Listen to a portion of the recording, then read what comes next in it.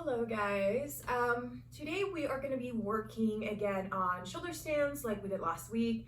But in addition to shoulder stands, we're also going to be working on yoga splits because we haven't really done them this semester, and it's something that I wanted to make sure I covered before the end of this class. So we're going to work on yoga splits, and we're also going to work on halasana, plow pose, which I'm sure some of you have maybe done before with a different teacher. And then we're also going to try a different way to get into shoulder stand. Now, today, like last week, we're going to use lots of different props, and I will make sure to include them under the description. And hopefully you can find them somewhere in your house. And if you don't, again, I realize that you guys are practicing at home, and so we're going to do the best that we can. But if you're able to, try to gather somewhere between 3 and 4 blankets or towels. I only have like one yoga blanket, so I'm using towels as well. So you can use blankets or towels or a combination of both. Also have a chair. We're going to incorporate a chair today. The wall, our yoga mat, and what else? And a strap or a strap substitute if you have anything that looks like a strap. So I think that's it. Oh, and a block. If you happen to have a block, or you can use a heavy textbook. I have blocks, but I'm going to use a textbook so that you can understand that a textbook works basically the same as a block. So again, try to gather all those different props if you have them, and if not, again, do what you can. I think I forgot a pillow. If you happen by any chance to have like a bolster, grab it, keep it close, but otherwise any pillow that you may have at home will do. Okay, so I think that's all. Basically, we're using all the props. Now I made a list of everything I wanted to go through, so I have my notes here. I want to make sure that everything gets covered, but let's go ahead and get started. We're going to sit somewhere comfortable on a cushion or in a blanket, or if you're comfortable sitting directly on the ground, that's okay, but make sure that you keep that your knees and your feet are again aligned to your hips or below your hips. Now with your hands on the thighs, hugging the elbows into the ribs, you can keep your eyes open or closed. Begin to roll the shoulders forward and then up, then roll them back and then down, and roll the shoulders forward and then up, and then back and then down, just for 3 more breaths, moving with your inhales and your exhales.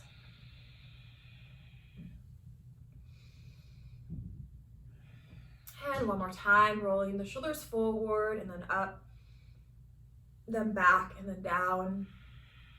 And we're going to reverse, rolling the shoulders back, inhale them up and forward and down for 4 more rounds. And trying to go a little deeper if we can.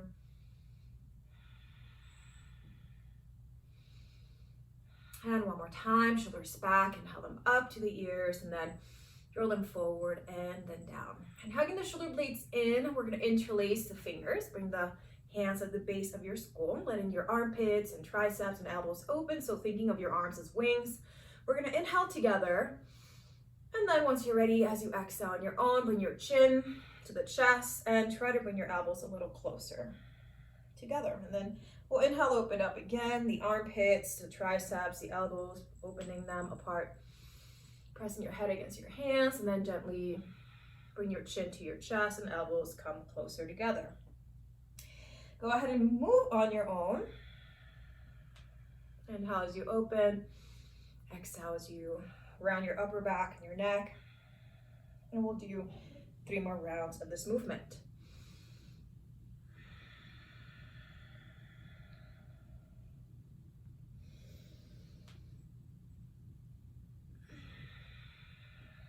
And one more time, inhale, open.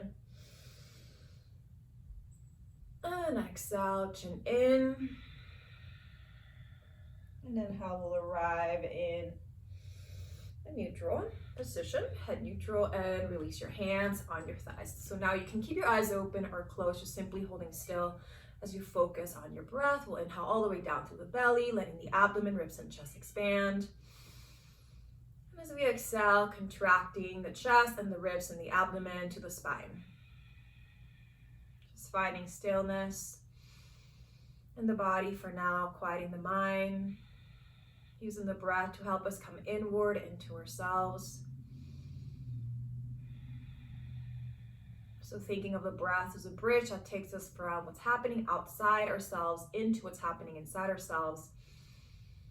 And as we use the breath, we're able to enter the fifth limb of yoga known as pratyahara. Pratyahara means withdrawal of senses. We don't really get to talk too much about this limb until 1801.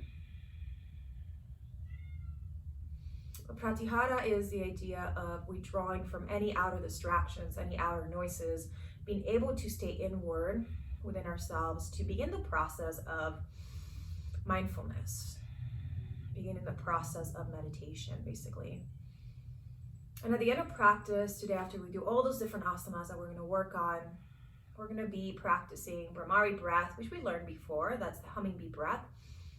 And the humming bee breath is a great tool given to us to help us achieve the sense of pratyahara, withdrawal senses. Now, if you like, find an intention for your practice. If there's a word or a mantra or an affirmation that is resonating with you today, that you would like to come back to throughout the practice, making this practice your own. And we'll give ourselves 5 more inhales and exhales.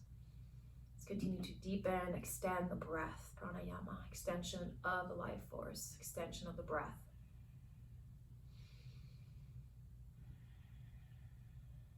We'll take 2 more inhales and exhales.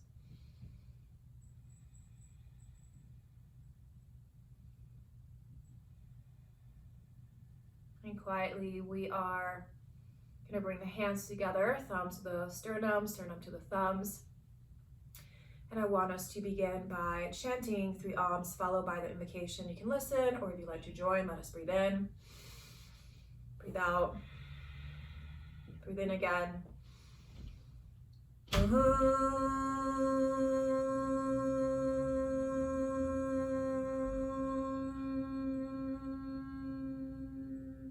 times.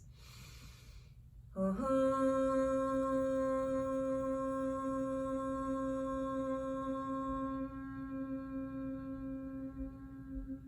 time.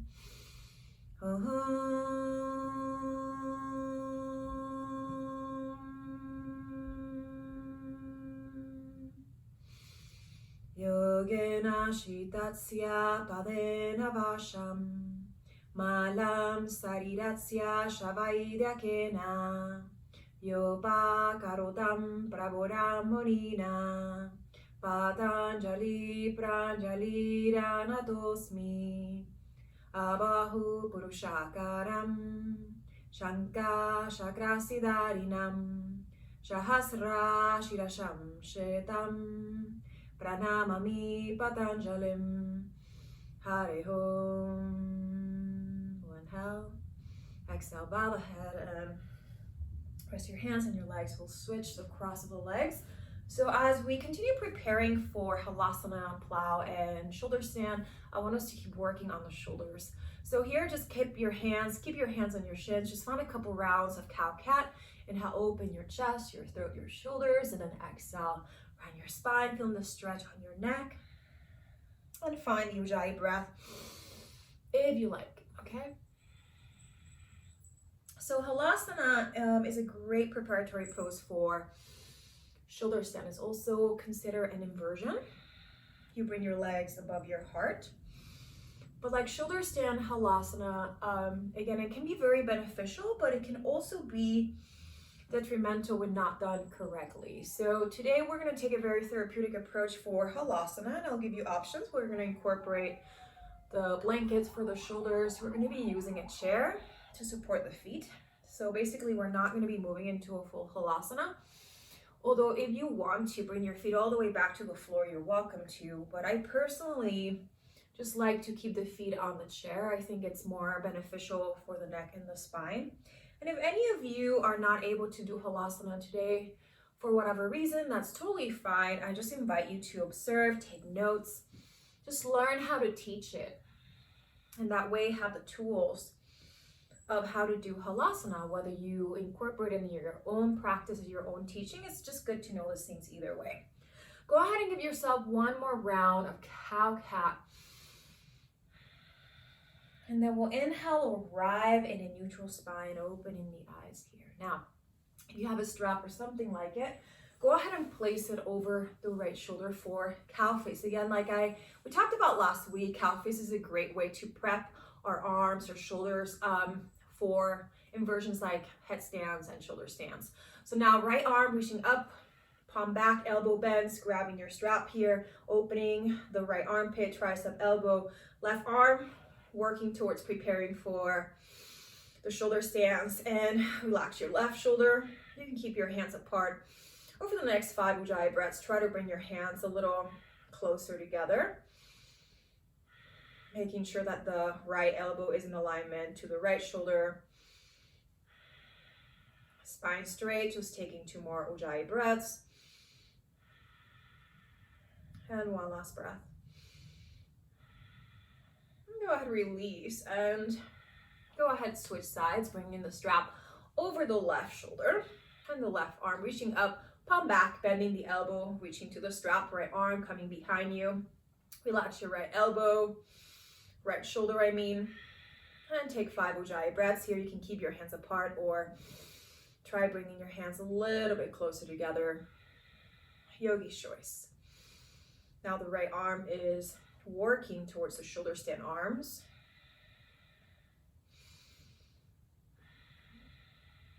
And 1 last breath. And go ahead, release. And take a moment here or 2 in Sukhasana. Beautiful. Now go ahead and let go of your strap. We're going to be moving into downward facing dog on the floor. If you'd rather do down dog on a chair again, go ahead and do chair dog. There's nothing wrong with that. Yogi's choice. But as we move into the downward facing dog, we'll take a couple breaths there. Notice how your hamstrings, your back is feeling, how you're distributing the weight of your body evenly, how your wrists feel. So let's go ahead and do this together. Down dog on the floor or chair dog. Again, bend your knees as much or as little as you have to. Feel the lengthening of your spine, of your back, the opening of your armpits and your shoulders. The arms are straight, spreading the fingers on the mat. And if you're using a chair, holding the sides of your chair, if your chair feels hard on the wrist, you can always add a blanket or something soft on the seat. Now, from down dog, let's walk the dog, bending one knee, bending the other. Rocking the head gently from side to side and back and forth. I want us to take 5 more breaths and feel free at any time throughout the practice to rest, because today's practice will definitely be more challenging. We're going to do lots of poses that are definitely more intermediate to advanced. So feel free to rest at any time, take water breaks, find child's pose as often as necessary, and let's give ourselves 1 last breath here.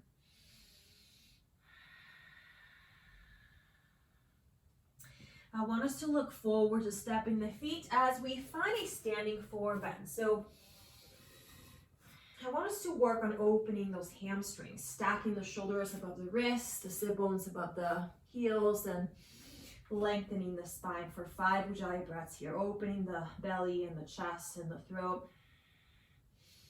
We'll talk more about yoga splits in a little bit and some of the benefits of yoga splits, but one of the parts that we are working on in the yoga splits is the hamstrings. So it can be rather intense on the hamstrings, which is why we're going to do lots of hamstring stretches before we try the yoga splits.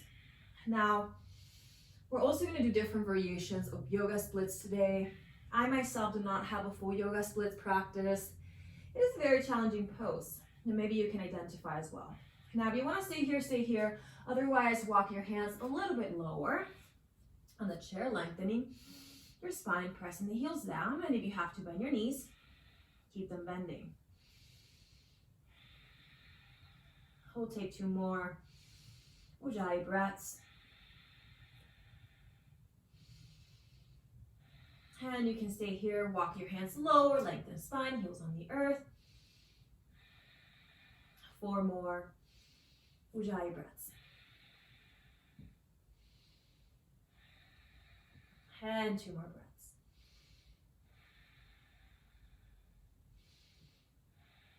Moving the chair forward. Let's move into a full Uttanasana. Feet hips width or maybe a little wider.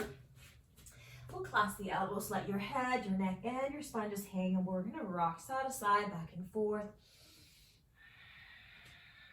Just 2 more breaths. And one last breath. And switching the cross of the arms. Rock back and forth. Rock side to side. For 2 more breaths. And one last breath. And then release, letting the arms just hang here, and we're gonna go ahead and move back to downward facing dog. So bend your knees enough, press your hands in the earth. If you'd rather do chair dog, grab a chair, step your feet back. And once again, distribute the weight of the body evenly. So since we're close to a wall, or hopefully we are close to a wall or at least a door, go ahead and try to step your feet towards the door, the wall. So down dog against the wall. Lengthen your spine, and as your heels are higher than the floor, that should make it a little easier for your legs to straighten. Okay, so as your heels are a little higher than the floor, mine are pretty high up, pressing them against the wall, it should give your legs more space to open and to straighten. Now from this downward facing dog, we're going to inhale right leg up into a 3-legged dog, which is already a great preparatory pose for the downward facing dog. Okay, we're working on the hamstrings, we're working on the hip flexors. Take 2 more breaths here. And one last breath here. And release and come back to your downward facing dog. Let me tuck my shirt in. Second side, inhale, left leg up. Press your left foot against the wall. And since we are keeping the back leg, the floating leg really strong and engaged, we're also building strength through the thigh muscles, through the quads. Go ahead and give yourselves 3 more breaths here. And one last breath here. And go ahead, release, back in downward facing dog. One more time, inhale, right leg up. Press your right foot away against the wall, 3 breaths. And one last breath. And release, and let's go ahead and give this a try. On the second side, another try, left leg up, 3 breaths. And one last breath. And release, and come down to your knees. And cross your legs and take a seat. Okay, you can drink some water if you need to. I want us to go ahead and find our strap again. We're going to be working on Supta Paramustasana, which is recline hand to foot pose, but we're going to be using a strap for this. It's another great preparatory exercise for the yoga split. So again, yoga split's not a pose that you want to do like right away. You want to definitely prep for it, and when you're teaching it even more, because most students will definitely find this pose extremely challenging. Yoga splits, I'm going to explain this more later, it's a little different to dancer splits, and so I find it personally to be more challenging than a dancer splits. I'm actually able to do dancer splits, but not quite the yoga splits, and I'll explain why later. But for now, I want us to come to our back, so it's going to be a nice little break in a way. So finding a Supta Tadasana, recline mountain. I'm going to push my chair away. And you can actually do this also against the wall. I'm going to do it against the wall because it's kind of nice to have the feet pressing against the wall or against the door. So I'm going to go ahead and turn around. Okay, so now with your left leg on the ground, if your left foot is against the wall, then keep it there. We're going to inhale right knee to the chest. And go ahead and draw your right knee towards your right shoulder, feeling that nice stretch to your right hip flexor. Taking 3 more Ujjayi breaths, and keep your left leg really active as if you were standing on it. Taking 1 more breath here. Now, bring the strap around the upper arch of your foot. Keeping your right foot flexed. We'll begin first by aligning the right knee to the hip. And as we hold both sides of the strap soft grip, we'll begin to press the right heel upward towards the ceiling. So The goal here, and again, it may not be happening right away, is to maintain the alignment of your right leg to your right hip. You want to feel your right thigh kind of pushing forward towards the wall. And let's try to keep the arms straight here. 2 more Ujjayi breaths. And 1 last breath. And we're gonna go ahead and bend the right knee to the heart, and then let go of your right leg back to that reclined mountain, both feet pushing against the wall, heels, calf and thighs on the floor. Supta Tadasana. We'll inhale together. We'll exhale. And now we'll try the second side. So inhale, left knee to your heart, interlacing your fingers below your knee and the shin. Opening your knee towards your shoulder, feeling those sensations on your left hip. And holding for 5, keep breathing. And 4. And 3, keep breathing. And 2. And 1. Now as you're ready, place a strap around the upper arch of your foot, and we'll start first by aligning the left hip to the left knee to the hip, and soft grip on your hands as you begin to extend the left leg straight up. So this is in a way similar to the shape that we create on the legs while practicing three-legged dog, which we just did a few moments earlier. And it's very similar to the shape that we're going to find in a couple minutes when we try Parsvottanasana, pyramid pose. Go ahead and give yourself 2 more breaths here. Make sure that your right leg is also active and engaged. Take 1 more breath here. And we're gonna quietly bend the left knee to the chest and letting go of the strap. Extend the left leg forward, back to ground zero, which is our Supta Tadasana, reclined mountain. I want us to do this a second time, and the second time it's gonna look more like we are working on a splits, okay? So we're gonna go ahead and bring the right knee to the chest. This time we won't need the strap. And then we're gonna extend the right leg up. Now you can bring your hands behind your thigh, just on the hamstrings, or maybe a little higher. And as you keep your left leg really strong and engaged, we're gonna try to bring the leg a little bit closer to the abdomen. And as you do it, try to keep the integrity of your right leg. So your right foot can be flexed, although if you wanna point it, that's fine as well. I just want the right foot to be nice and active. Give yourself 3 more breaths. You can stay as you are, bring your leg a little bit closer together. And give yourselves 1 last breath. See how I'm bringing my leg towards my belly, my chest.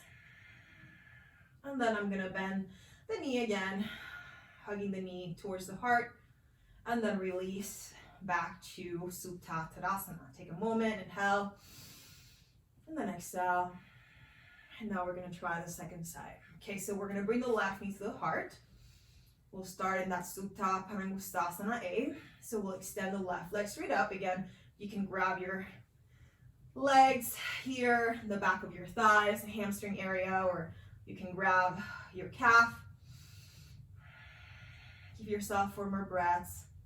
You can start working towards bringing the leg a little bit closer to your belly, but try to keep your left leg straight, your foot either flexed or pointed, but keep it active. Make sure that you're breathing. 2 more breaths. And 1 last breath. I'm feeling very tight because it's early for me. I'm doing this right after waking up. Now go ahead and bend the left knee to the heart, hugging your knee to your chest. And then release, go back to that Supta Tadasana. So both legs extended. If your feet are against the wall, press the feet against the wall like the wall is the floor. Arms by your sides, and I want us to find Urdhva Hastasana. I have a chair behind me, so I'm going to move it away a little bit. Although I'm running out of space. Inhale, reach the arms all the way above your shoulders for upward salute. And holding for 5, keep breathing. And 4. And holding for 3, keep breathing. And 2. And holding for 1. We're going to bring the knees to the heart, and with the hands or arms around the legs, just gently massage your back. Rocking from side to side, rocking back and forth. Hands side to side. And one more time, back and forth as you sit up in Sukhasana. And now facing away from the wall again, I want us to bring the chair a little bit closer. We're gonna be moving into a pyramid pose, which we worked on last week. Parsvottanasana. Again, pyramid is great to, again, work the hip flexors, work the quads, and so prepare us to try a couple different versions of yoga splits that we're going to be trying today. Now, I want us to go ahead and find three-legged dog. If you want, you can keep your heels on the wall. And then inhale, right leg up. Press your right foot against the wall if the wall is there. Inhale. And then quietly as you exhale, we'll step your right foot forward.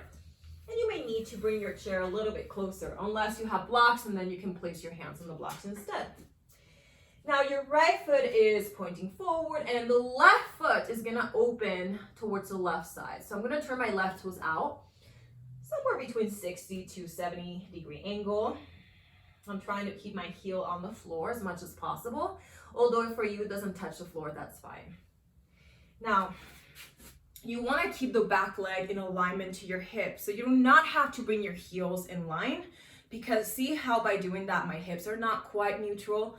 I want to keep the neutrality of my hips, giving myself more stability. So I'm going to open my left leg to the side, my left leg and left foot in alignment to my left hip. And that gives me more support, more stability.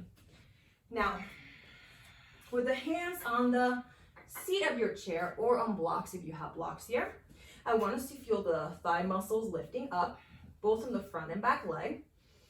I want us to find that even distribution, both on the front and back leg.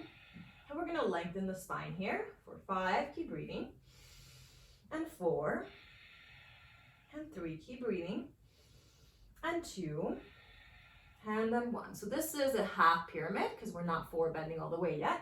Go ahead and grab the sides of your chair and come back to a quick chair dog before we find the second side. So step into your dog, inhale, and then exhale.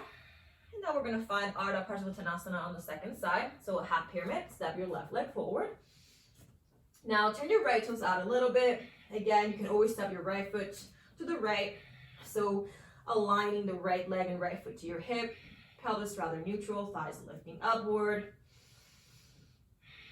And staying here in your half pyramid with your hands on the chair or hands on blocks, lengthen your spine. Crown of your head forward. Taking 2 more Ujjayi breaths.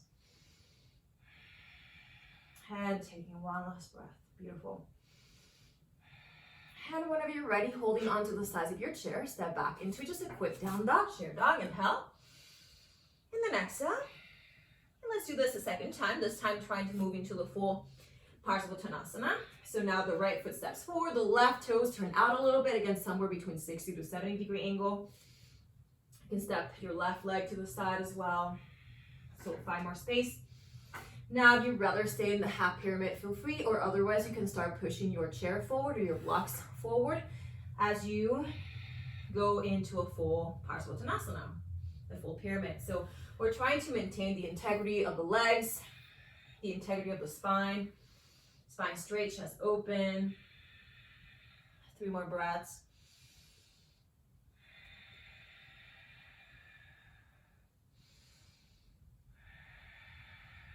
One last breath.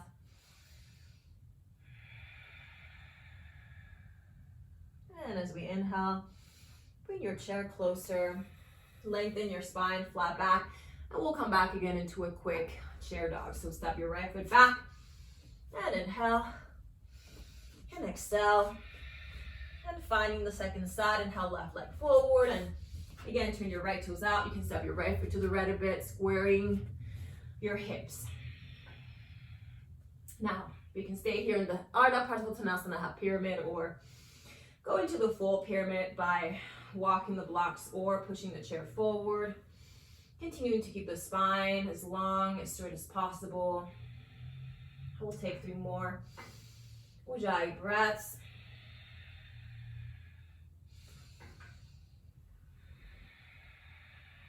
And 1 last breath. And inhale, bring your blocks or chair closer again, back to that half pyramid, and then we'll find another quick downward facing dog on the chair. Inhale, step the left foot back, and inhale again in down dog. And take an exhale. And from here, step your feet forward. Find a forward bend. You can let your forehead rest on the chair or just letting your head hang in front of the chair. And then inhale, reach your arms forward, hanging from your hips. We're gonna come all the way back to standing, or I guess this is the first time we're actually coming all the way to standing. So let's find our first Urdhva Hastasana standing, and then exhale, hands on the heart, and then arms to the sides, Samasthiti. And sit on your chair. If your chair is hard, mine is a metal chair, I like to add some padding. So I just added my yoga blanket. You're welcome to do the same with a blanket or a cushion or a towel or whatever. So this version of yoga splits that we're gonna do is basically chair splits. It's definitely not a restorative yoga splits by any means. I think there's this misconception, and I think you guys know this by now, then if you're adding props into a pose, it automatically makes the pose easier, more restorative. Not necessarily. In this case, this is a really good variation for just a yoga splits on the floor, because not everyone is able to do the yoga splits on the floor. Not everyone should be doing it, especially people that have very tight hips or maybe old hip injuries. This can be a really great alternative. But even if you're working towards the traditional yoga splits on the floor, this can be a really good way to prep our bodies to ease into the yoga splits on the floor. Now, since I'm doing this practice right after waking up, my body's super tight. And so again, this is a great way to get myself warmer and ready to then try the traditional yoga splits later. Now we're gonna sit here, and I want us to open, I'm gonna mirror you, the right leg to the right. Keeping a 90-degree angle on the right leg, and I want us to go ahead and turn to the right side. I'm sitting more towards the edge of the chair, which is why I like having a blanket underneath, because otherwise, since my chair is metal, it feels a little bit uncomfortable and very cold. So again, if you need some padding, add some. So your right knee is in a 90-degree angle. Your back leg is also in a 90-degree angle. The camera is not really taking the whole, pose, but you can probably see how I'm bending my back leg, and my left toes are actually curled. So I'm lifting my foot so that you can see what it's doing. Now I'm holding on to the back of the chair with my right arm, and my left hand can come on my hip. Now I want us to focus first on the front leg for now. So this will be technically a half yoga split. So we're gonna inhale, bring the right leg up and flex your right foot. Imagine that you have a wall to press against with your foot, and your back leg is still in that 90-degree angle. Lengthening your spine, opening your heart, rolling the shoulders back, crown of your head, reaching upward, just giving yourselves 2 more Ujjayi breaths here. And 1 last breath. And go ahead, release, and quietly place the right foot back on the earth. Now we're gonna be working, this will be more of Alanasana, which is a high lunge, which is another great preparatory pose for any sort of yoga splits. So as we keep the right leg in that 90-degree angle, I want us to press the left heel back, extending the left leg as actively as possible. So we're trying to keep the thighs engaged, the knee without collapsing. If you're close enough to the wall, you can even try pressing the back heel against the wall, and your pelvis is rather neutral. So this is the main difference between a yoga split and like a dancer split, is that your hips are neutral. And so instead of opening your hips, which makes it a lot more challenging, because that means you need more flexibility through your thighs, your quads, your hip flexors, and your psoas muscle. Now, long spine here, lifting your ribs up, and then holding for 5 Ujjayi breaths. Keep pressing your heel back, finding 3 more breaths.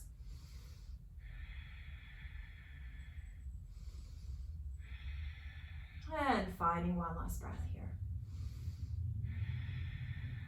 And go ahead and release, and just let your back leg come back into the 90-degree angle. My knee's not quite touching the floor. I know you can't quite see it. It's just kind of hanging there, floating. Okay, So we're not gonna do the full splits yet on this side. I want us to come to the center, finding kind of a goddess pose here with both knees open in a 90-degree angle. And now I want us to do that same work on the left side. Okay, so we're gonna turn to the left. My front leg is in that 90-degree angle, and my back leg is also in a 90-degree angle, curling my right toes. I'm holding onto the back of the chair. My right hand is on my hip, and I want us to find what we call the half splits, half yoga splits, Ardha Hanumanasana. Again, Ardha means half, and Hanuma actually means monkey, which is the monkey god. You've probably seen depictions of the Hindu monkey god. That's Hanuma, so Hanumanasana, which is why they call also this pose monkey pose. Now, go ahead and flex your left foot, extend your left leg. You probably can hear my cat. She's trying to come in, but I don't think I'm gonna let her. And go ahead, lengthen your spine, lifting your ribs up, taking 3 more breaths here. And 2 more breaths. And 1 last breath. And go ahead, release, and place your left foot back on the ground. Now, keeping the front leg as it is, we're gonna work on the back leg, finding the Alanasana high lunge here. So curl, keep curling your right toes and press your right heel back again. Whether you have a wall to press against or not, imagine that you do. Feeling your thighs lifting up, your knee without collapsing. Giving yourselves 3 more Ujjayi breaths.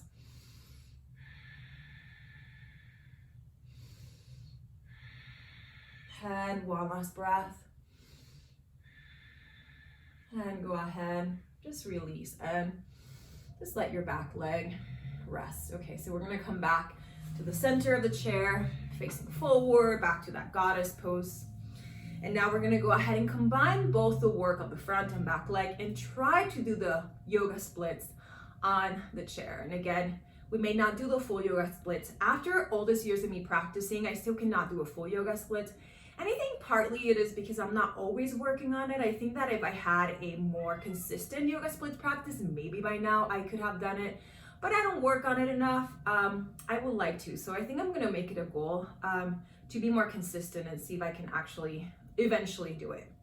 Anyway, let's go ahead and try the first side. So I'm gonna go ahead and open to my right side, right knee above the ankle, creating that kind of a 90-degree angle shape with my back leg. I'm holding onto the back of my chair. My left hand is on my hip, and I'm gonna find, again, the Ardha Hanumanasana with the front leg. And then I'm gonna find kind of that lunge with the back leg. So I'm gonna press my left heel back, keeping my pelvis pretty neutral, spine straight, lifting the ribs up, opening the heart, crown of your head reaching upward, finding 2 more Ujjayi breaths. Again, feet pressing to opposite directions. 1 more breath. And go ahead, release. And come back to the center for a moment or 2. I'm sure you guys did great. Let's go ahead and see how the other side goes. Now, I know that I said this many times before with asymmetrical poses. Usually one side tends to be more open than the other, and so each side may feel very, very different. You will see that one side is definitely more open, but again, you want to work on both sides evenly. Let's come to the left side. Holding on to the back of your chair, right hand on your hip. We'll start by extending the left leg forward first, flexing your left foot. Again, if your wall was close enough by any chance, or a door, press your foot against it. We'll find that kind of lunge on the back leg. Beautiful, keeping your pelvis neutral and legs as straight as they can be. Lengthening spine, 4 more inhales and exhales here. And 2 more breaths. And 1 last breath. And go ahead. Bend your front leg, release your right leg, and come back to the center. I want us to just take a moment here to hold still. So your legs are about hips width apart, your feet parallel. You can sit against the chair or keep your spine slightly in front of just the back of your chair. Hands on the thighs, hug your elbows in. If you like, close your eyes. We're gonna inhale through the nostrils, Exhale through the mouth. 4 more times. Inhale through the nose. Exhale through the mouth. 3 more times.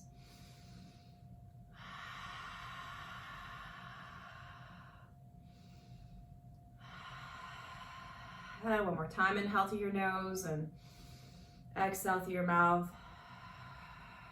And closing your mouth, we'll inhale through the nostrils.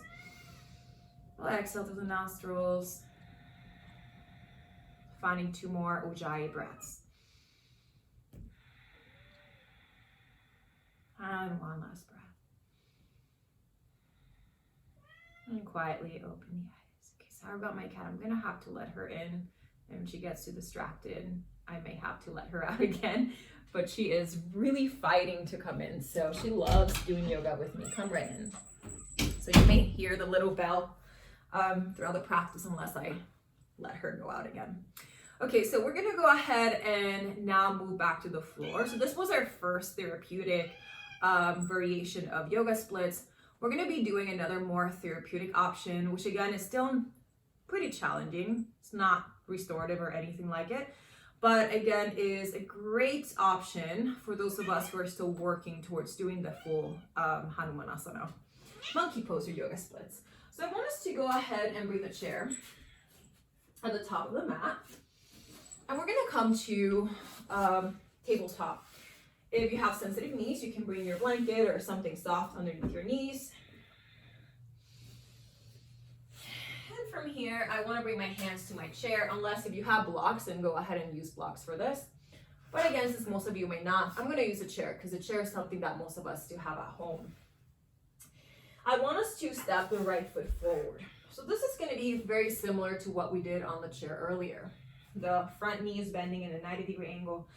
The back leg is bending, although the left quad this time is coming, the left quads are coming slightly forward, And I want us to distribute the weight of the body evenly.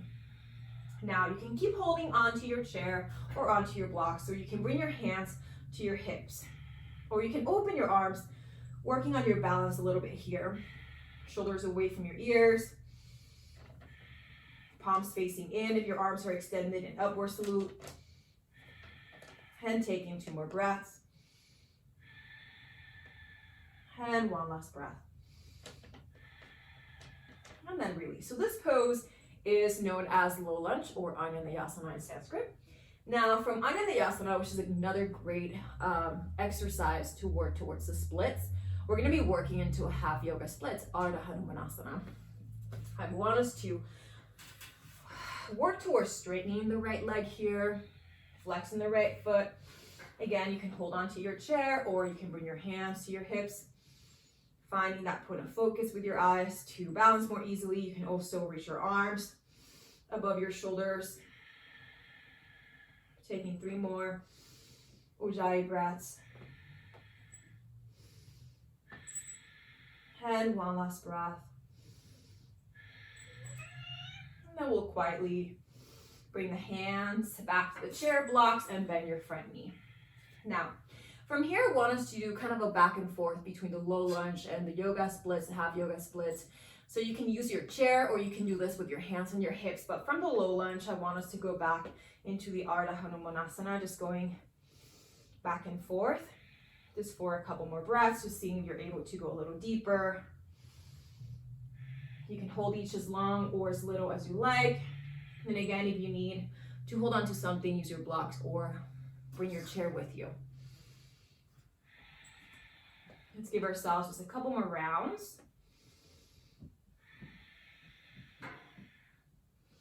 My cat is trying to distract me, but I'm not going to let her. And 1 more Ardha Hanumanasana half splits here. And just whenever you're ready, we are going to come back to the low lunge. And then we'll just bring the right knee back on the mat.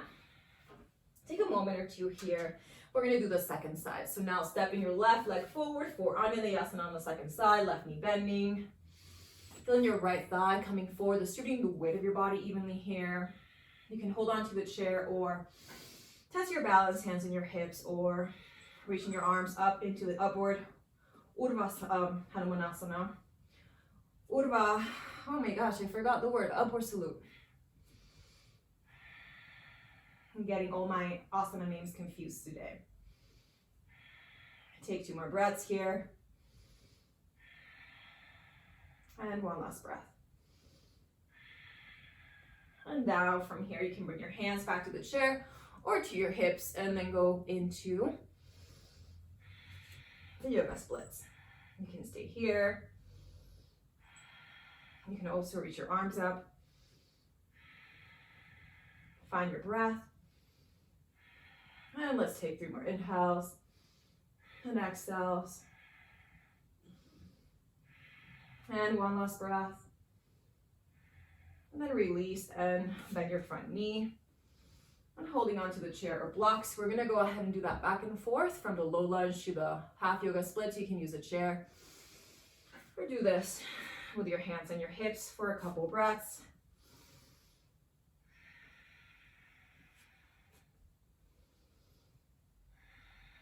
Again, you can hold on each as long or as little as you like, or simply move back and forth in a flow. Moving with your breath, holding with your breath.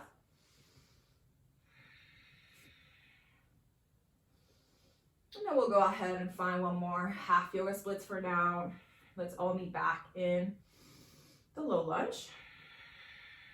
And we'll place the left leg, left knee back on the blanket. Now I'm going to take a seat for a moment here in Vyasana Hero pose. I'm going to grab some water. I don't even know where my water went. There it is. You're welcome to grab some water, grab some coffee, grab some tea, or run to the restroom if you have to. And I want us to next move into another approach for the yoga split. So instead of using the chair, I want us to use bolsters or yoga pillows or stack a bunch of blankets to support the hips. And this is how it's going to look like. So since I have a bolster here, I'm going to use it. But again, most of you may not, which is totally fine. So again, find a blanket or a bunch of blankets or pillows or whatever and stack them. I like to use my bolster and another blanket on top because I like to feel lots of support. Now, so this is going to be another approach to work towards our full yoga splits. Again, it's more therapeutic because like on the chair, we do have the support of the bolsters here, so we're not like collapsing. And if some of you, which I know some of you may have tight hips, again, not having that support may make your pose way challenging. So it's kind of nice to have this here to take care of us in a way, even though the pose will still be challenging and hard work. Okay, so now let's go ahead and go straight into it. I feel like I'm talking a lot. I want us to start in the low lunge again. So we'll step the right foot forward. You can hold on to the chair, or if you have blocks, use a block. And as I bend my back leg, as you see, I'm kind of just resting my left quads quietly on the bolster, okay? So I'm feeling that nice opening through my left hip flexor. Now I can stay here because maybe this is already a lot of work for you, and that's fine. Listen to your body. Again, it's not a competition. But otherwise, you can also work towards going a little deeper. So I'm going to step my right foot forward. And I'm going to find that split on the front leg. So as my back thigh is coming forward, I'm going to work towards straightening my front leg. I'm keeping my pelvis rather neutral, so both my hip bones are facing towards the front of the mat. And I'm working towards my yoga split. So now I have the bolster supporting me. So I'm not collapsing completely. I'm still working pretty hard. My legs, my thighs are engaged, my glutes are engaged, my belly's engaged, my hip flexors. But I also have that support of the bolster, the same way that the chair supported me earlier. So I want us to hold here for 5 breaths. You can bring your hands on your hips, or you can also find the upward salute. Just taking 2 more breaths here. And taking 1 last breath here. And then go ahead and release. And it's always going to be awkward coming out of yoga splits no matter what. So take your time. Step your right foot back into the lunge. Your mat may come with you. Again, there's no not awkward way to come out. take your time. And then step your right leg behind the bolster. Take a moment, maybe drink more water. Maybe I'm saying that because I'm very thirsty today. And we'll go ahead and move to the second side. And again, the second side may feel very different, so be mindful. I'll step the left leg forward, bending my front knee, my right thigh coming towards the bolster. I can stay here. This is as far as it feels healthy for me today. Or I can work towards straightening the front leg, flexing the left foot, and try to keep the pelvis rather neutral. And maybe your hips are actually resting slightly on the bolster. We'll take 5 Ujjayi breaths here. You can hold on to the chair or blocks, or you can bring your hands on your hips,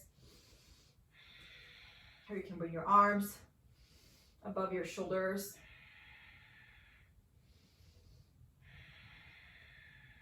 Taking 2 more breaths here. And taking 1 last breath here. And then we'll quietly release and begin the process of coming out. So take your time.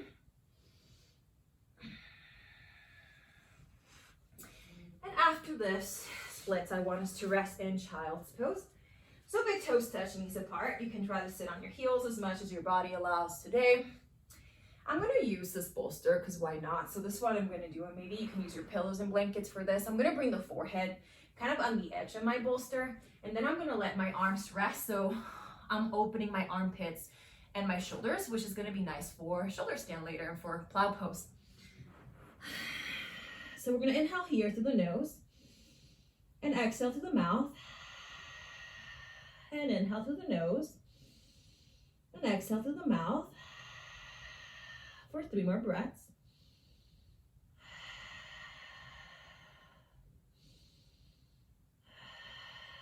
And 1 last breath.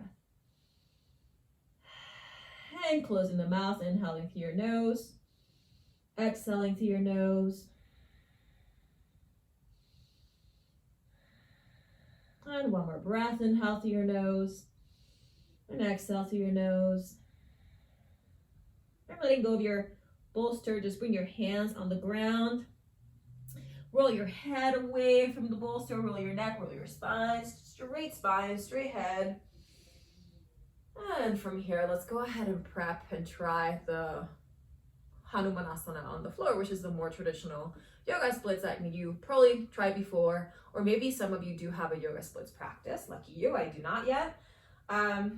Anyway, let's go ahead and give it a try. If you feel like you're not quite physically ready to do this without the bolster or the chair, you're welcome to try the yoga splits again with a chair. If that feels like good enough for you today, nothing wrong with that, or with the bolster and blankets, go ahead and do it again that way. But if you want to try it without any of those things, let's go ahead and give it a try, okay? Listen to your body first. This is your practice after all. So I like to use a blanket for my knees because I have sensitive knees, even though my floor is carpeted, but it still feels a lot on my knees if I don't have support underneath them. And we're gonna try this yoga splits. Now, your hands will need to be supported somehow, either on a chair or if you have blocks, use your blocks. Okay. So we're gonna go ahead and step the right foot forward. Again, finding the lunge. Notice how your hip flexors, your thighs, your glutes are feeling today. Hopefully you're feeling a lot more open after all the work we've done. Again, we done the reclined hand to foot pose with a strap. We done the Parsvottanasana pyramid pose. We done the 3-legged dog. We did those 2 more therapeutic versions of the yoga splits on chair, yoga splits on bolsters. We done low lunge, we done half splits, and so hopefully now we're more ready to try this out.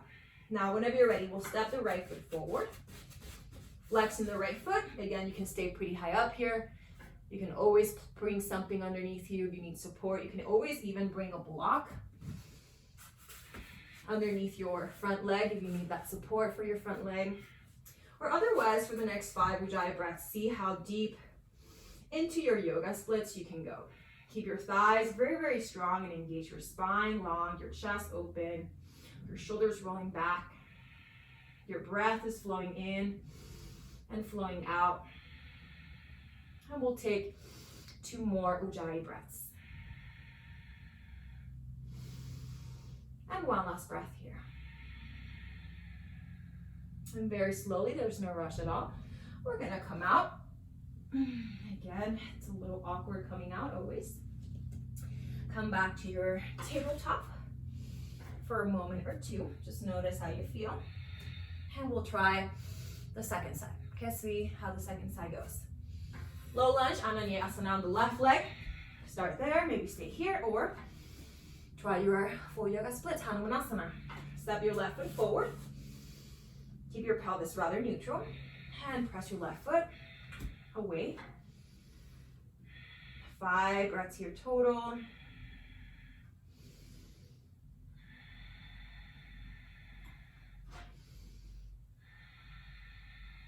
Very nice. I'm sure you're all doing great.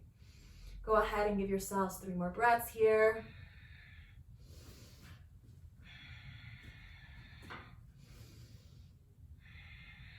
And give yourselves just one last breath here. And very quietly, very slowly, very mindfully come out.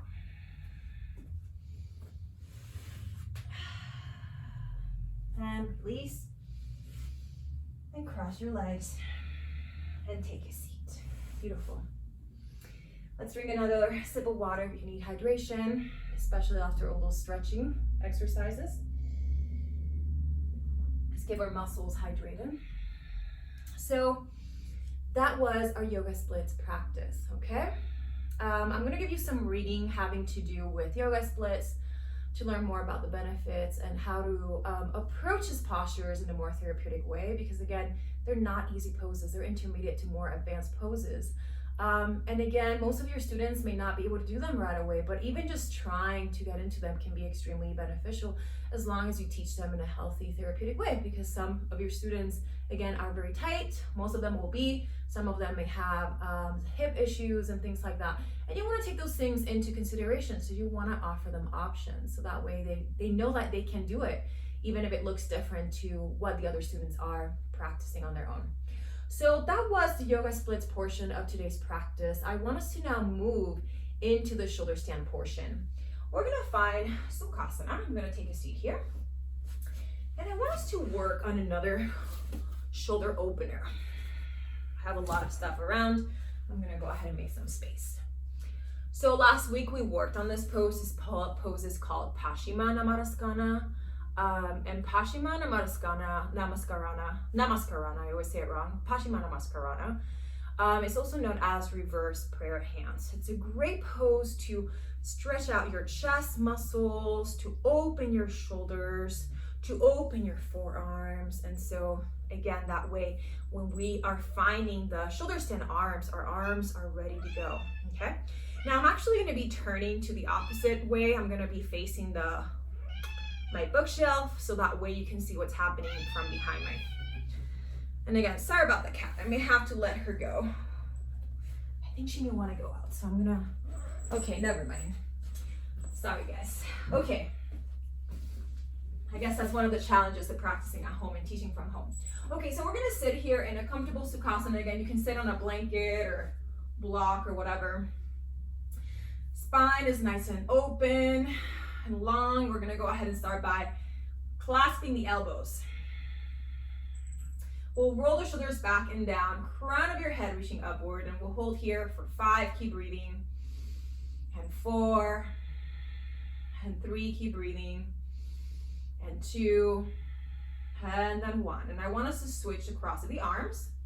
So the arm that's in the back comes to the front, and we'll hold here for 5, keep breathing, and 4, and 3, keep breathing, and 2, and 1. Beautiful. Now, I want us to switch to cross the legs. And I want us to now bring the thumbs together and the index touching. So the index fingers are pointing down and the other fingers are spread out. Just place your hands on your sacrum and roll the shoulders back and down. Again, lift your ribs up, lift your chest up, throat open, and we'll hold here for 5, keep breathing, and 4, and 3, keep breathing, and 2, and then 1. I want us to try bring our fingertips together. And I say try because this may not happen for all of us. It took me a long time to do this. I'm a very naturally inflexible person, so everything has taken me years for me, okay? Nothing has come easily to me, and it's something that I'm actually very grateful for. It's okay, I've learned a lot because of that. Either way, bring your fingertips together. Maybe you have to keep your palms apart, or maybe you're able to bring your hands closer, finding already kind of prayer hands, but your fingertips are still pointing downward. Roll the shoulders back and then down, opening your sternum. And we'll hold here for 5, keep breathing, and 4, and 3, keep breathing, and 2, and 1. Now, we're gonna work towards now reversing the prayer hands by bringing the fingertips upward.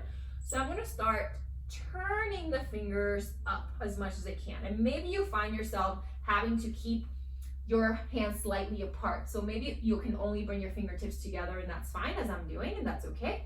Or maybe your fingers can come a little closer. Or maybe you find that you can actually bring your hands closer as well. Maybe you find that you can actually bring your hands a little bit higher on your spine.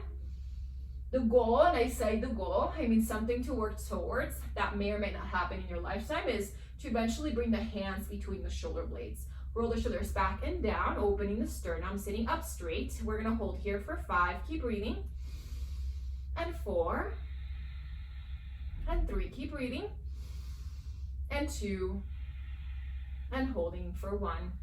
And very quietly, slide your hands down slowly, let your hands open. And I want us to just shake those hands. I'm gonna face you again, just shake your hands.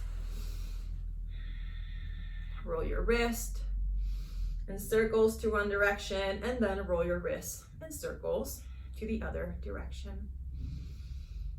So now we prepped quite a lot for Halasana Plow pose, which I'm gonna introduce you to today. I'm sure most of you, or if not all of you, have done it before. But again, like with every single pose that I teach, I like to take a therapeutic approach. Like shoulder stand Halasana does have a lot of benefits, and I'll talk about the benefits in a little bit. But also, when done incorrectly, when done without support, it can actually be the opposite. It can be very detrimental. And so we want to teach these poses with as much support and as many tools as possible to make poses like this one more user-friendly, okay? So we're gonna go ahead and now find our blankets. Like I said, somewhere between 3 and 4 blankets. Maybe your blankets are thick and maybe you need less than that. But for me, since I'm using towels, I'm gonna use 3 of my towels because that for me is the amount that feels right for my shoulders and my neck. So grab your blankets and towels, grab your chair, grab a block or something that looks like a block.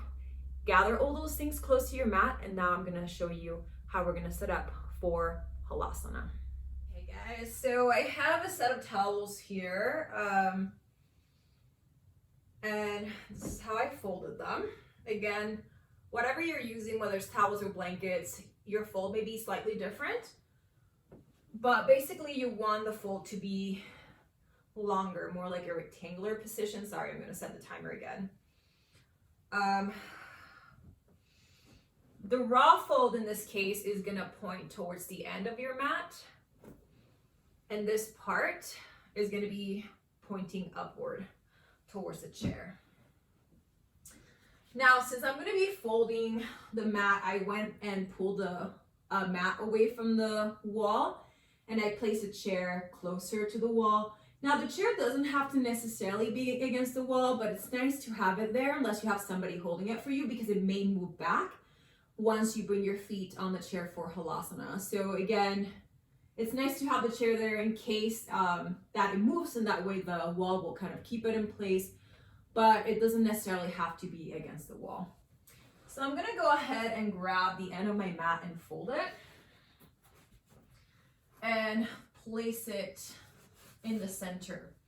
Now I may have to rearrange this a little bit for now because I wanna make sure that my feet are the right distance from the wall, from the chair, so that when I'm moving to the plow, my feet can actually touch a chair for support. So what I'm gonna do is I'm gonna sit on my towels, in this case, because I'm using towels, and I'm gonna make sure that my feet are under the the chair. Okay, so if you have to sit further back, that's okay, or further forward. But again, the way that you know how far your chair should be is by making sure that as you sit on your blankets, your pelvis, your sit bones are on the blankets, and as you extend your legs forward, your feet are underneath the chair. And that way, when we bring the legs back, your feet fall exactly where they need to fall, okay? Now, if you happen to have a yoga strap, we can incorporate it. And some of you mentioned last week when I asked you some questions about using props and shoulder stands. Some of you mentioned the benefit of using a strap. I didn't use a strap last week because I was planning on using it today because I didn't want to overwhelm you with all the props we did last week for the shoulder stand. But yeah, using a strap can be super great to keep the arms in place, because most of us may realize that when coming to plow or shoulder stand, the elbows begin to slowly, gradually kind of open up, and then we collapse. And when your elbows are tucked in, your shoulder blades are tucked in, it does help to keep your pelvis straighter and make your shoulder stand just a lot more powerful, right? So if you're planning on using a strap here, if you happen to have one, then use it. If you don't, this is a good thing that you can just still learn by observing. You want to bring your strap around your arms, just similar to how we used it before in preparation for postures like the forearm stand. So you want to make sure that your strap is shoulder widths apart. I think mine can be a teeny bit wider, so it's not super tight, and then you are welcome to incorporate it, and I'm going to show you how. So before we move into Halasana, let's do the preparatory pose that we all know about, which is the bridge pose. And if you have a block, keep it close, or substitute like a book, keep the book close, okay? Now, I'm gonna go ahead and lie on my blankets. As I explained last week, you wanna make sure that your shoulders are somewhere around 2 inches below the top of your blankets. Why? Because if you're bring your shoulders too high up, see how my neck is collapsing, and that defeats the whole purpose. The purpose of the blanket, and I know I've said this before, but I'm going to repeat it for those of you who missed last week's class. The purpose of the blankets is that it keeps your shoulders elevated, and by doing so, it gives your neck space so that your neck isn't compressing. Because when doing shoulder stand without support, that's exactly what happens. You end up compressing on your neck, and that can be not very good for your neck. Maybe you do this for years and years and years, but eventually something will give in. And for me, I can do it without the blankets, but it doesn't feel great. And so again, it's great to do it with blankets just to protect yourself, just so that way you can offer your body the opportunity to do this pose for years and years to come, okay? Without putting yourself at risk of injury. So I'm gonna lower myself. I'm gonna make sure that my bun is not getting on the way. It's always difficult to find the perfect hairdo for yoga. I'm always having to change my hair all around. Okay, so I think I have about 2 inches between the top of the blanket, the towels, and my shoulders. And that way, as I bring my head back, I feel that support and I feel that freedom on my neck. My neck is not compressing. It feels nice. Now, we're gonna move first into a bridge pose. As I keep my legs, hips width apart, I'm gonna bring my arms by my side. I'm gonna engage my thighs, glutes, and abdomen. And I'm gonna inhale into the bridge, Setu Bandha Sarvangasana. And you're welcome to find kind of those shoulder stand arms by tucking your shoulder blades in. Maybe bringing your hands closer or side to side, or even trying to interlace your fingers. And we're gonna go ahead and take 3 more breaths. Sorry, my cat is trying to distract me again, but I'm not gonna let her. Go ahead and take 2 more breaths. And 1 last breath here. And untuck the shoulder blades, open your arms, and slowly roll your spine down, 1 vertebrae at a time. I want us to try the bridge pose a second time around. So whenever you're ready, pressing your feet on the floor, your arms strong and engaged. Again, feeling the support underneath the shoulders. And we'll inhale, lift the thighs and abdomen, belly up, finding a small tuck here, tailbone, glutes engaged. Arms straighter, again, tuck your shoulder blades in, hands closer, interlace the fingers. Keep your chin neutral, and as you open your chest, feel the chest opening towards your chin. Taking 3 more breaths.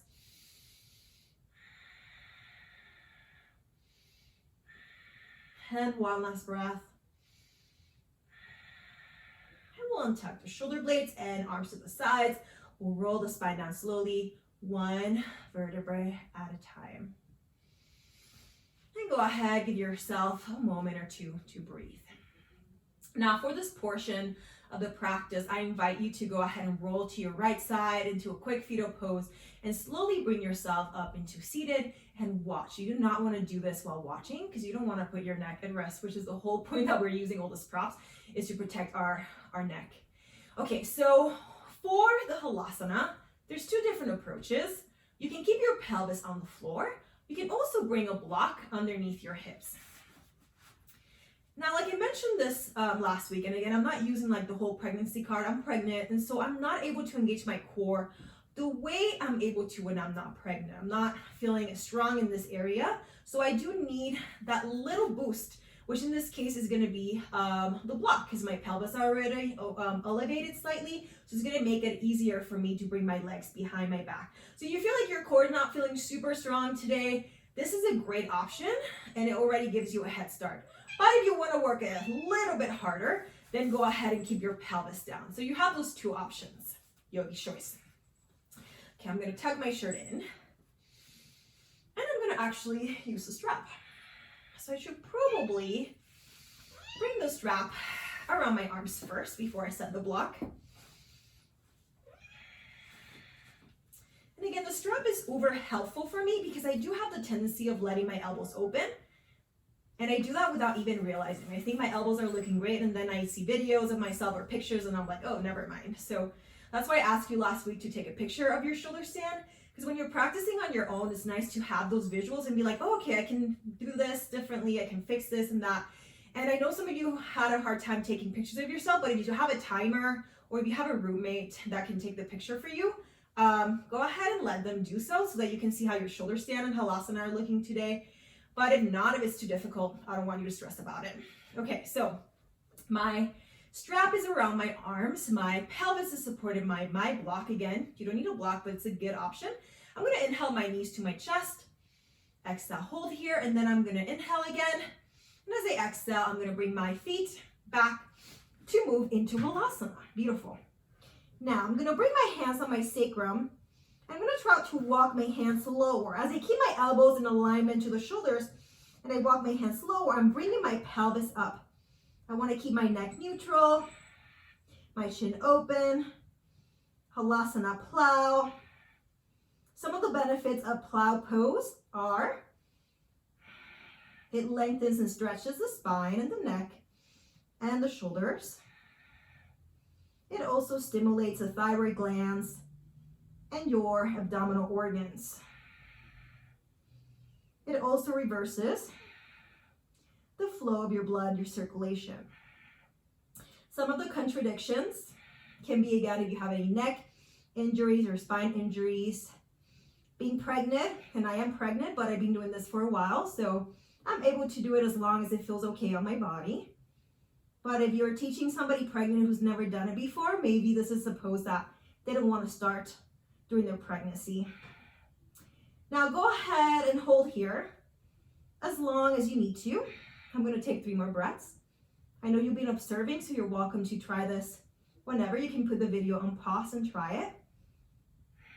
And then once you're done, bring your arms to the floor and bring your knees to your chest and rest again. Pelvis, hips on the block or on the floor. And we're going to close the eyes. We're going to inhale through the nostrils and exhale through the mouth. And inhale through the nose and exhale through the mouth for 3 more breaths.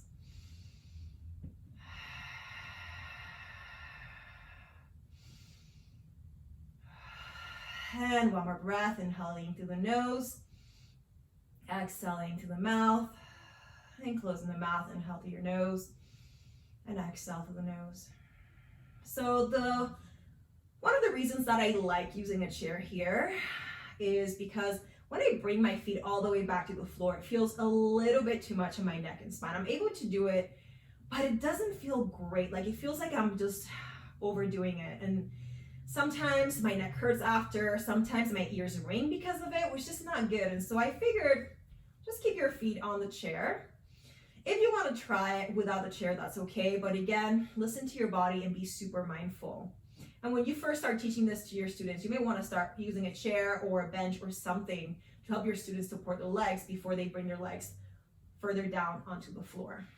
Now, if you are going to watch, go ahead and roll to your side again, come to your left side, and then sit up and watch for the shoulder stand. So now I've done the bridge pose, I've done the plow pose, halasana. I'm ready to try the shoulder stand today. So I'm going to keep my pelvis on my block. Again, you can do this with or without a block, yogi's choice. My arms are nice and in place with the support and help of the strap. I'm going to inhale, bring my knees to my chest. I'm going to find another plow, halasana. As I exhale, hands on the sacrum. I can also bring my hands a little lower, creating space on my belly, lifting my pelvis up, and elbows aligned to shoulders. Now, Ekapada Salama Sarvangasana, which means one-legged supported shoulder stand. Inhale, one leg up. Keep your pelvis neutral. Again, it's hard to know whether my hips are completely straight. I think they are, but they may not, which is why it's nice to have somebody tell you. That's what I'm going to ask you if you're able to take a picture today and see how it goes, see how it looks, and send it to me. If it's too hard to find someone to take a picture for you, go ahead and don't take it. That's fine.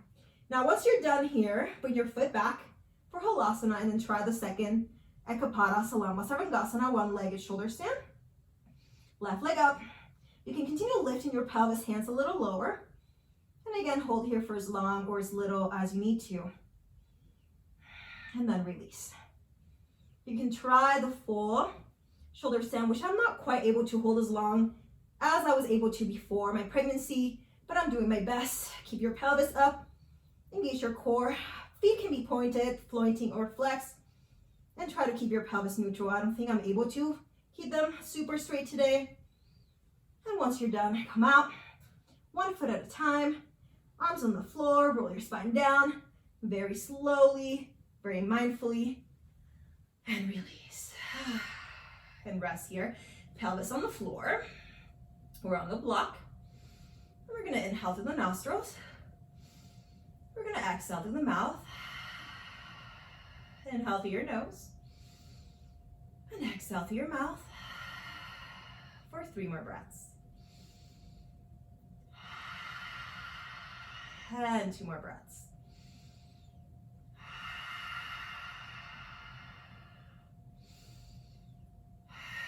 And closing the mouth, 5 breaths. Inhale through your nose.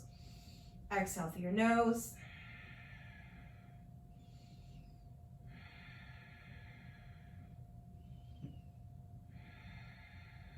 Two more breaths.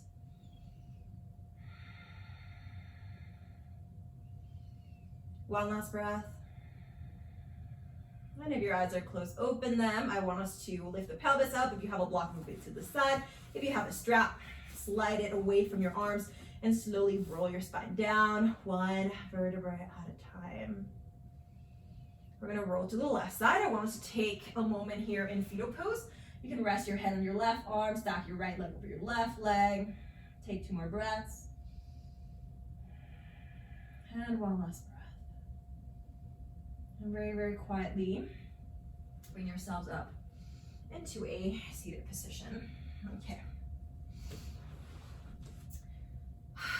So, I want us to go ahead and open your mat, sit on a blanket or towels or whatever prop you have to sit on, finding Sukhasana.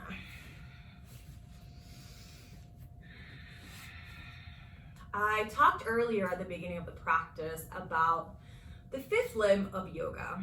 Those of you who haven't been taking 1801, you're going to learn more about Pratyahara, sense withdrawal on 1801. But again, Pratyahara is the 5th limb of yoga. It comes after the breath, after the pranayama. It is withdrawal of senses. So we use the breath to basically come into ourselves, come from the external to the internal. And Pratyahara is when we're able to stay inward, withdrawing from any outer distractions and outside noises, to stay inward and begin the process of concentration, meditation, and finally self-absorption, which is the last limb of yoga. Now, this breathing technique that we're about to do, we've done it before when we talked about pranayama earlier in the semester. This breath is called Brahmari breathing, also known as hummingbee breath. Now, hummingbee breath allows us to find pratyahara, sense withdrawal. If you don't remember, that's okay. I'm going to go ahead and remind you. But basically, we're going to find this hand seal where we place the thumbs inside the ears. And if you want to wash your hands before you do this, go ahead and run to the bathroom or grab some hand sanitizer. I had mine ready to go because we are going to be touching our face. But again, I'm also going to give you an option where you don't have to touch your face necessarily. So option A, if you don't feel like touching your face. My hands are clean now, so I feel good, but thumbs in to your ears. This is basically the idea of shutting out all outside noises, starting to shut our senses. And then you can bring the other fingers on the top of your head on the crown. And this is the first option. The second option will require bringing your fingers on the face. So I'm going to bring my index to the forehead, middle finger to the eyelids, third finger to the corners of my nose, and then pinkies on the corners of my mouth. So again, I'm shutting all my senses basically. Now, whether your hands are on your face or hands are on the crown, I'm actually going to keep them on my face. Choose whichever option feels best for you today. Lengthen your spine and open your heart.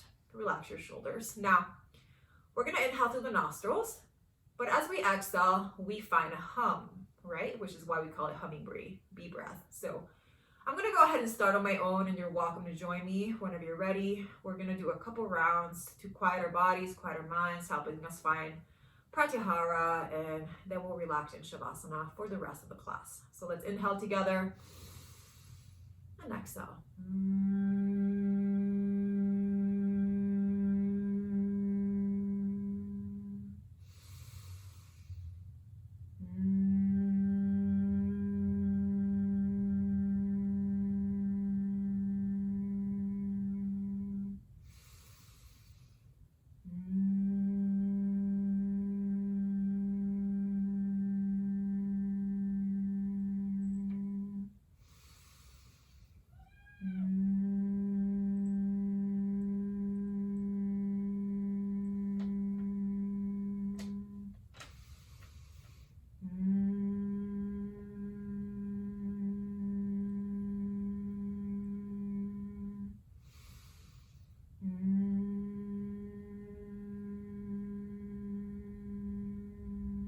Five more rounds.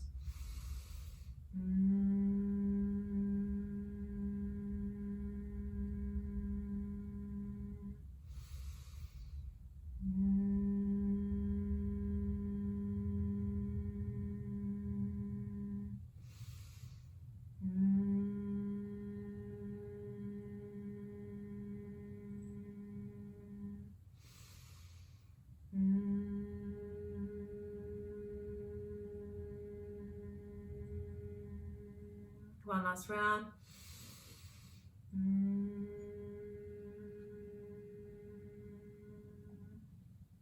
Relax your hands, just coming back to your natural breath. Observing your inhales and your exhales. Observing the rise and the fall of the abdomen, ribs, and chest as you breathe in and as you breathe out.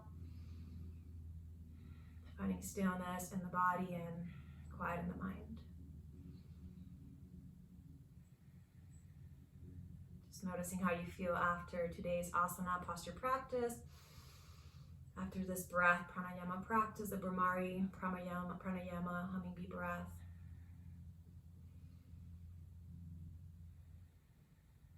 Giving yourselves 3 more inhales and exhales here in Sukhasana.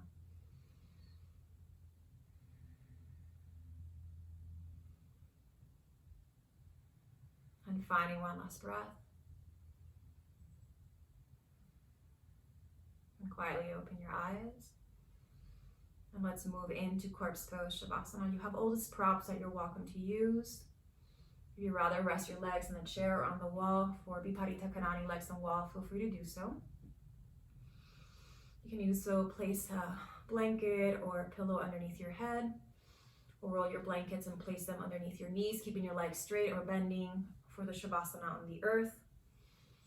You can keep your eyes open or close your eyes, maybe placing a towel, or if you happen to have an eye pillow or something to cover your eyes, you can use that. But I want us to be comfortable for the next couple minutes. I'm going to stay here seated to guide you through your Shavasana meditation. So again, once you find your Shavasana, whatever version of it you're finding today, allow your body to rest. Allow your body to feel supported by your mat, by any props that you may be using, by the earth.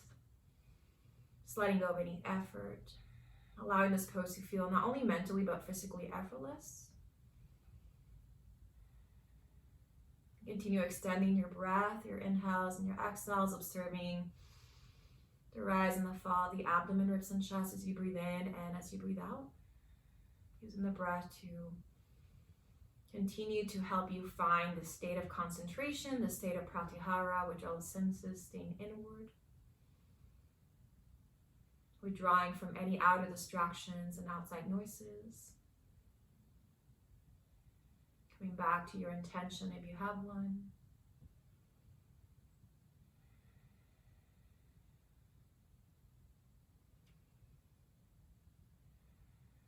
And just holding here in silence, just letting your body and your mind digest and take in today's practice.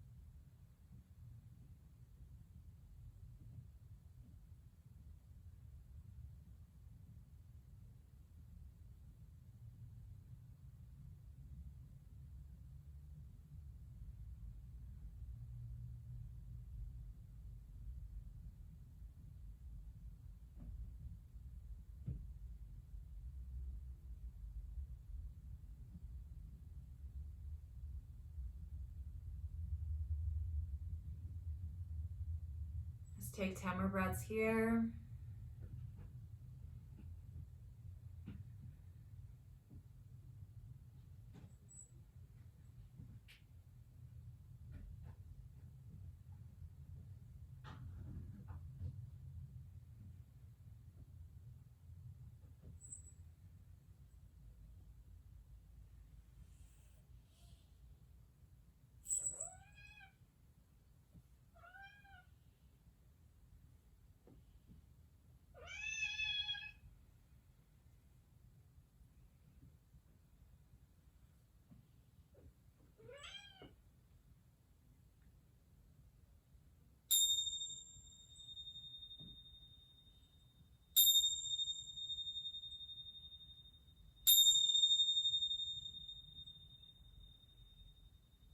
Whenever you feel ready, gently begin to bring movement to your body. Moving your toes, moving your ankles, moving your wrists and moving your fingers, moving your neck and your shoulders. Gently waking up your whole body. Giving yourself a full stretch by reaching your arms above your head, pointing your toes, flexing your feet. Pointing your toes, flexing your feet. Rolling to either your right or left side for a fetal pose. Resting your head on your arm. Taking a moment to express gratitude to yourself for showing up to the mat today. Thanking your body for its hard work, your mind for its focus, your breath for the calmness, stillness that is brought into this practice. Thanking your intention for making this practice your own. And thank you all so much for being here. We're going to sit up in Sukhasana, cross your legs, joining me here in a seated position with your hands in the heart in Anjali Mudra. We'll close by chanting just one Om. If you like to join, let us breathe in, breathe out, and breathe in.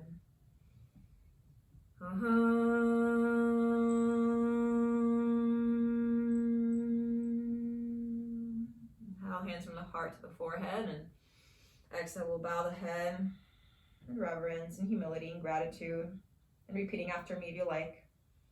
Namaste.